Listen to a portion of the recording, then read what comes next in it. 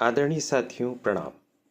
निर्वाचन कार्य में संलग्न रहने वाले अधिकारियों और कर्मचारियों को दिए जाने वाले मानदेय के संबंध में यह दूसरा वीडियो है। इसके पूर्व के वीडियो में हमने आपको बताया था कि zonal magistrate, presiding officer, counting supervisor, polling officer, counting assistant, class 4 के कर्मचारी और विभिन्न प्रकार के अन्य अधिकारियों कर्मचारियों जिसमें माइक्रो ऑब्जर्वर भी शामिल हैं, उन्हें कितना मानदेय मिलता है। यदि आपने वह वीडियो नहीं देखा तो उसकी लिंक आप डिस्क्रिप्शन बॉक्स में देख लीजिए।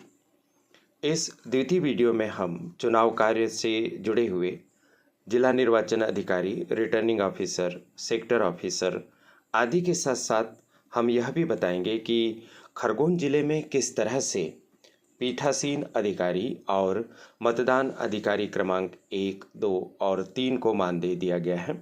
उसकी जानकारी भी हम आपको समाचार पत्र के माध्यम से प्रकाशित खबर के द्वारा एक बार पुनः और ज़्यादा बेहतर ढंग से बताने का प्रयास करेंगे। साथियों, 6 जून 2023 का यह पत्र है और इस पत्र का विषय भी ऑनरेरियम के पेमेंट पर आधारित है। आप देख पा रहे हैं कि DEO यानी डिस्ट्रिक्ट इलेक्शन ऑफिसर, जिला निर्वाचन अधिकारी RO, returning officer ARO, assistant returning officer CAPF यानी सेंट्रल आर्म्ड पुलिस फोर्स के पर्सनल को और साथ ही साथ में कुछ अन्य अधिकारियों कर्मचारियों को जिसमें सेक्टर ऑफिसर भी शामिल हैं, उनके मानदेय के संदर्भ में व्यवस्था की गई है। इस 4 पेज के पत्र को पूरा न पढ़ते हुए हम सीधे पहुंचते हैं उस तालिका पर जहां पर मानदेय को स्पष्ट तौर पर क्लासिफाई किया गया है। कुछ ही क्षणों में आपके मोबाइल के स्क्रीन पर वह तालिका प्रदर्शित होने लगेगी, जो हो भी रही है। रेट ऑफ ऑनरेरियम देखिए, इसमें नंबर 1 पर लिखा हुआ है DEO RO ARO। इनको आपको कम से कम 1 माह की बेसिक सैलरी के बराबर मानदेय देना होगा, नॉट लेस देन बेसिक पे ऑफ 1 मंथ। तो साथियों, इन प्राधिकारियों को कम से कम 1 माह के मूल वेतन के बराबर मानदेय प्राप्त होता है। दूसरे नंबर पर आप देखिए कि gazetted officer of central armed police force की अगर हम बात करें तो यदि उनको 15 दिन या उससे कम अवधि के लिए कार्य पर लगाया जाता है तो उन्हें कम से कम 2,500 रुपया प्रदान किया जाएगा और यदि उन्हें 15 दिन से अधिक के लिए कार्य पर लगाया जाता है तो फिर प्रति सप्ताह के हिसाब से मानदेय उन्हें प्राप्त होता है और इसकी दर है 1,250 रुपया प्रति सप्ताह।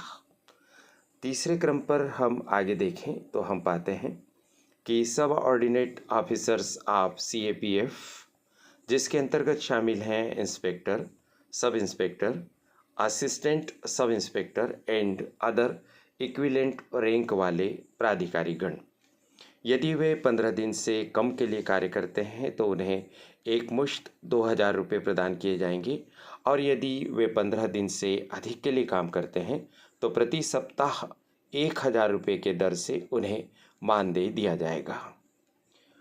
बिंदु क्रमांक 3 में और बिंदु क्रमांक 2 में जो रैंक्स दी गई है, उनके अलावा रैंक्स वाले CAPF के जो लोग हैं वो काम करते हैं तो उनके मानदेय की व्यवस्था बिंदु क्रमांक 4 में की गई है। इसमें शामिल हैं हेड कांस्टेबल, कांस्टेबल और इनके समतुल्य रैंक वाले अधिकारी कर्मचारी।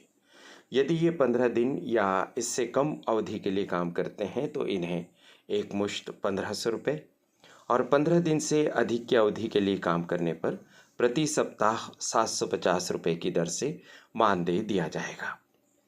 आगे आप देखिए बिंदु क्रमांक 5 में assistant expenditure observer, sector officer और सेक्टर पुलिस ऑफिसर, साथियों इन्हें 7,500 रुपया प्रदान किया जाएगा। पूरी अवधि ये जो निर्वाचन कार्य में अपनी सेवाएं देते हैं उसके लिए एक मुश्त राशि 7,500 रुपये की प्रदान की जाएगी। तो सेक्टर ऑफिसर और सेक्टर पुलिस ऑफिसर के तौर पर बहुत सारे हमारे सम्माननीय अधिकारीगण 4 माह से भी अधिक समय के लिए परिश्रम करते हैं, तो उनके लिए 7,500 रुपये का मानदेय एक मुश्त सुनिश्चित किया गया है। अब सम्मानीय जन, आप अपने मोबाइल की स्क्रीन पर पत्रिका समाचार पत्र की एक कतरन आप देखिए। यह आज प्रकाशित समाचार की कतरन है, जिसमें आप देख पा रहे हैं चुनाव ड्यूटी, और यह खरगोन जिले में भुगतान किए गए मानदेय की खबर है। इसमें आप देख रहे हैं, इसमें लिखा है कि 6,613 कर्मियों को मिला 74.33 लाख से अधिक का मानदेय। इसमें और बहुत खुलासे के साथ बताया गया है कि किसे कितना मानदेय दिया गया है। तो आप देखिए, 1550 रुपया पीठासीन अधिकारी को, 1150 रुपया मतदान अधिकारी क्रमांक 1 को, 900 रुपया मतदान अधिकारी क्रमांक 2 और 3 को, और इस राशि में 150 रुपये भोजन की राशि भी शामिल है। साथियों, पिछले वीडियो पर आए कमेंट्स के आधार पर यह निष्कर्ष निकलता है कि अभी मध्य प्रदेश के सभी 52 जिलों में मानदेय का भुगतान नहीं किया गया है। कुछ ही जिलों में भुगतान हुआ है, और यह भी पाया गया कि मानदेय की राशि में भी थोड़ा बहुत अंतर है। जैसे खरगोन जिले में पीठासीन अधिकारी को 1550 रुपया प्रदान किया गया, तो कुछ जिलों वालों ने बताया है कि उन्हें 1400 रुपया या 1300 रुपया मिला है।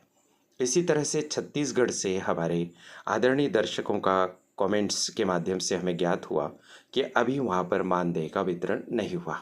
तो इसमें चिंता की कोई बात नहीं है, थोड़ी सी प्रतीक्षा हमें करनी होगी।